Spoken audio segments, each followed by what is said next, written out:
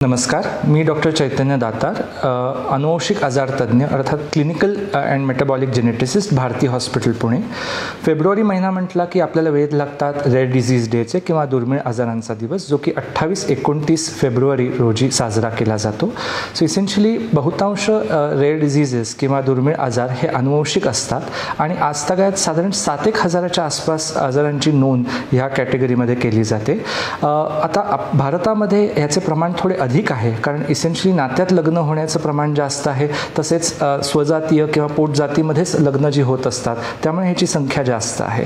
आपण जे रेअर डिझीजेसपैकी Down syndrome, Duchenne muscular dystrophy, thalassaemia, haemophilia A हे आजार ऐकले असतील. बाकी पण जर आजार आपण बघितले तर एकंदरीत मेटाक्रोमॅटिक ल्युकोडिस्ट्रॉफी, अकॉन्ड्रोप्लाझिया, ऑक्युलोक्युटिनस अल्बिनिझम असे अनेक आजार आहेत जे की कोणत्याही पद्धतीच्या आपण अवयवांमध्ये किंवा दिसून आलेले आहेत. आता उदाहरणार्थ मेंदूचे, त्वचेचे, लिव्हर, किडनी, हार्ट अशा सगळ्या अवयवांमध्ये हे आजार दिसून येत असतात.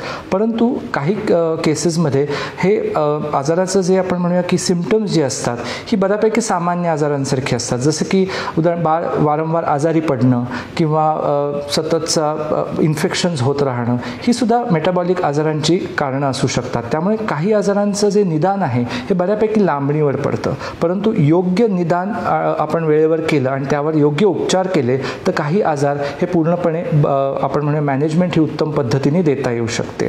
आता मेटाबॉलिक जे आजार असतात ह्याकरता औषधं किंवा विशिष्ट आहार उपलब्ध आहेत, किंवा आपण विशिष्ट काही आजार असे असतात की ज्याच्यामध्ये यकृत म्हणजे लिव्हर किंवा बोन मॅरो ट्रान्सप्लांटेशनसारखी ट्रीटमेंट उपलब्ध असू शकते.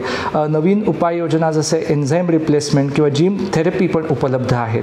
सो सगळ्याच आजारांना ह्या गोष्टी लागू पडत नाहीत, पण आजार समजून घेतला तर पालकांना त्याच्या गुंतागुंती किंवा कॉम्प्लिकेशन्स काय होऊ शकतात किंवा पुढे जाऊन त्या आजार हाताळायचा कसा याविषयी माहिती देते. आणि त्यामध्ये अजून एक महत्त्वपूर्ण बाब अशी असते की ह्या आजाराचं पुढच्या आपत्त्यामधलं प्रसारण म्हणजे ज्याला आपण म्हणतो ट्रान्समिशन हे प्रिव्हेंट करण्याच्या दृष्टीने आपल्याला काय करता येईल हा सल्लासुद्धा अनुवंशिक आजार तज्ज्ञ तुम्हाला देऊ शकतात. की जिथे गर्भावस्थेमध्ये वारेचं सॅम्पल काढून किंवा गर्भजल काढून किंवा काही वेळेला IVF प्रोसेसद्वारे भ्रूणावस्थेमध्ये सुद्धा चेक करून आपल्याला हे आजाराचं पुनर्प्रसारण हे टाळता येणं शक्य आहे.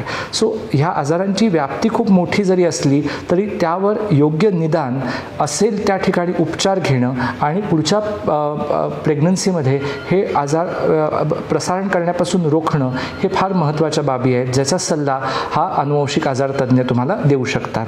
याविषयी तुम्हाला काही प्रश्न शंका असतील तर आम्हाला येऊन जरूर भेटू शकता. धन्यवाद.